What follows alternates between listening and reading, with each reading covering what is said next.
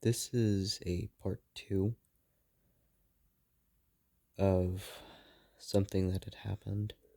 Part one was mostly about building a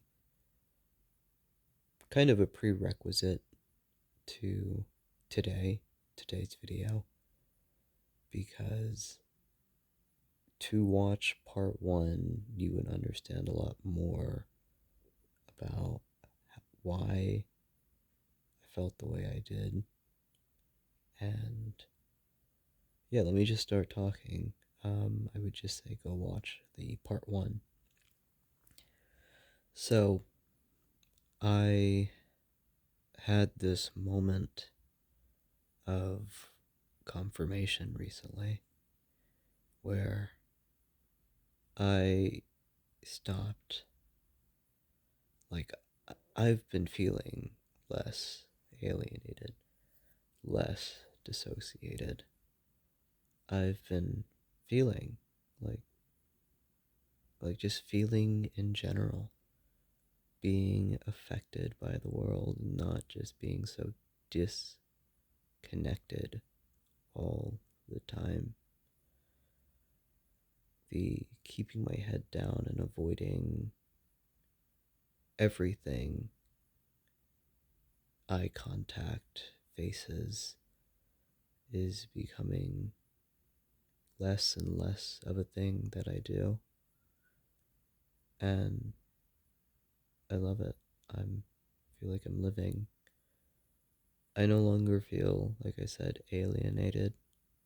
I no longer feel like I'm just someone who is inferior to other people.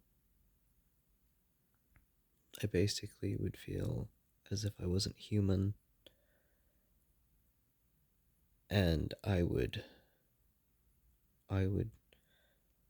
be hard on myself. I felt like I needed to do more and more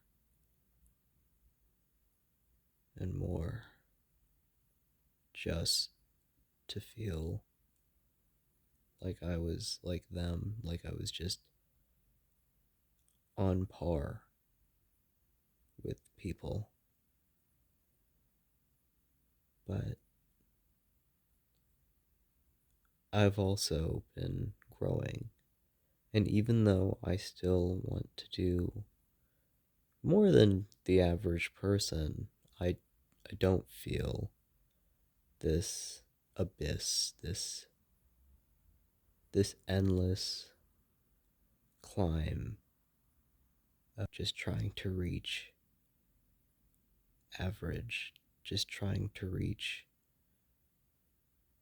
what would be considered acceptable and on par for just a person in society, and just to be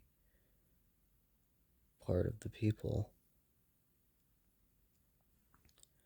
So, I'm not the best at phrasing all of this. It's all just coming out pretty raw. But yeah, let me get to the story, the event. I was at work. I had just gotten in, and outside of the business that I work in, there was let's say, a drifter of sorts. I don't really know him. I don't know his full situation. But when you see someone sleeping outside so casually, you can only wonder what their situation is. He wasn't, dressed up in any particular way. He had clothes on. Um, he was sleeping, like out cold, snoring. And he had I would say, a medium sized dog with him. Dog was in good shape. It looked like maybe a boxer or some form of. Unfortunately, it'd be one of those dogs that would get categorized as like a pit, but I don't think it was a pit. Didn't have the size of a pit. Um, but yes, this man is sleeping outside of the business I work at, and I'm gonna have to ask him to move because I'm about to have people coming in and out, and they're gonna say something, and I would rather I have the conversation than someone just call the cops because I don't know how the businesses next to us would react either. So I go outside and I attempt to wake him up. Unfortunately, I startled his dog, which caused, I don't know if I said this man had a bike. It caused his bike, which was kind of tying his dog down, to fall on him. So I startled the dog. The dog is actually just coming to his defense. He's just like, hey man, stay away. And in that moment as well, he pulls the bike that falls on the guy. A little ironic, trying to protect someone and causing them harm all at the same time. But I guess that's my fault. I don't know. Maybe I should have approached more calmly. I had to wake the guy up. I had to ask him to move in my mind. Because if I don't, well, once again, someone would probably just immediately call the cops versus having the conversation that I was trying to have. So he does wake up. I say, I'm sorry. I wasn't trying to wake you like that or startle your dog. I was just trying to have a conversation with you about potentially just moving a little bit so that way you can be unbothered. Because, well, yeah, that's what I said. He said he would move. So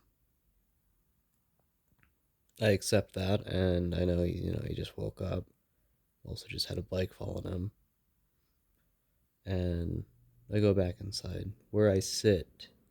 I sit pretty close to the window. I can still see him. So some time passes, and he walks up to the door. I meet him at the door outside um, to talk. He tells me, "Hey, you startled my dog, and now I have this injury and da da da da." Injury was he got a cut above his let's see, left eyebrow, bleeding a little bit. I apologized again. I told him why I did what I did, which was I was just trying to wake him up so that way we could talk and then have a conversation about just potentially moving, because I'd rather I have the conversation than someone just immediately call the cops, because that's what would happen, is someone would just immediately call the cops. So yeah, I had that conversation. I apologized again. I um I had a longer conversation with him. I did find out his name, and I don't want to tell his name because once again, I don't know his full situation. I don't know why he's sleeping outside. Um, what he told me, it was he had missed the bus. He was actually happy I woke him up, but unfortunately, when I woke him up, he had probably just missed the bus again, is what he said. Um, but yeah, so back to the cut above his eye. I told him, there's a first aid kit inside. Let me help patch you up. Let me help you out. So I go, I get the kit, and he didn't want. Well, he's an adult. He's trying to put a band-aid on for himself, a little patch above his eyebrow. But he also didn't want to disturb the business more by looking inside and making anyone feel uncomfortable. So I went and got my phone to use as like a mirror for him, so that way he doesn't have to look at the window. He could look at my phone, um, and see what he's doing, trying to patch himself up, not miss. He got it. He did it. He's an adult. I will say he had other larger scars on his faces. Um, don't once again don't know his situation, but yeah, it doesn't look like he's been going through it easily. At least not with those large scars on his faces. Um, but yeah, I mean, I found out this man's name, and we had a conversation, and we shook hands. I shook hands with a stranger that I'd only just met, and it didn't start well. Like obviously the interaction did not start well, but it ended well. He did leave, and I did offer him, I saw he had a water bottle that wasn't full to refill it for him, and he wasn't, he said he wasn't looking for handouts. It was just like, it's water. It's not like a handout. It's more like just staying hydrated. That's the way I phrased it. I mean, water is free. I mean, when I say free, it's a pretty easy thing for me to refill. I wouldn't really call it a handout. It's more like a, hey, I'm really sorry about what happened, and I can also refill your water. But yeah, he was fine. That was the end of it. He eventually, like I would say a few minutes later, did just get on his bike with his dog, and they rode off. And I never saw them again. I had pointed them to somewhere they could go to rest, where they would be unbothered, and there was benches and whatnot, shade. It should stay shady for a good amount of time, but he was fine. He was gone after that.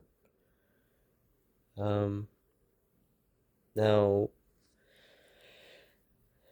after he had gone, I had this moment of, I don't know, I felt like I should have done more, and I don't know why I started to tear up thinking about how I should have done more. Um, just know that I probably would not have been the person to do that in the past, to have that conversation. I would have been the person to probably just call the cops immediately, and that would have been what I would do in the past. I mean, it's not the most stable of situations. I mean, his dog was ready to defend him, right? And this isn't a small dog. This is a, say, mid to like a little bit like of a medium, if not average sized dog. Um, Not a Chihuahua, not a Great Dane, but somewhere in the middle there. Um, so yeah, I had this conversation, and even though I started getting, you know, torn up about not doing enough, after some time had passed, I did realize that, I don't know his situation. He didn't want handouts, and, you know, just me having that conversation, I think, was great. It wasn't like the most I could have done, probably, but it wasn't the least amount that I could have done. And I felt like the whole interaction was very human. And that was my moment. That was the moment where I just had that confirmation of like, I'm a person. I can be human. I am human. Not that I felt like I was just some mean person that was inhuman, but just having that interaction just reminded me that, you know, I can be kind and concerned for others, and I'm there's not just something wrong with me. I'm just another person. And not only that, I'm a person that's trying to be kind and considerate, and sometimes just do things that aren't easy. But yeah, I know it seemed like a small thing. Probably not something that seemed like it needed a part two, but once again, in part one, I was really explaining those prerequisite, like where I was and why I felt the way I felt. And just this gave me, like I said, that confirmation, this event where I was able to fully realize, like, I am not like this alienated, inhuman being. I'm not inferior.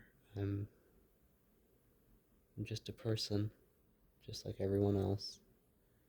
And I'm just trying to get through it. And I'm trying to be kind. And there's not just something wrong with me. But yeah, that was um that was my story. I'm not gonna ramble on.